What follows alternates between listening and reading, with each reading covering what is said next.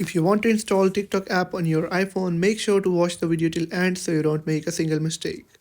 So guys, first of all, you'll have to make sure that your iPhone is connected to an internet connection, and then you'll have to open up App Store on your phone. After that, you'll have to tap on search bar on the bottom right corner of your screen, and then tap on search bar on the top and then search for TikTok.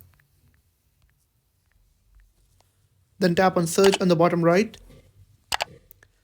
Now you'll be able to find TikTok right here. You'll have to tap on the TikTok logo and you'll be able to find an option of cloud. You'll have to tap on it. And it may ask you to, if you're downloading the TikTok app for the first time, it may ask you to enter your passcode, or it may verify your Face ID, and then it will start installing TikTok application on your phone and you'll be able to use it. So I hope you have found the video helpful. If you have found the video helpful, make sure to like the video and hit that subscribe button. And if you have any questions about the video, let me know in the comment section. Thank you.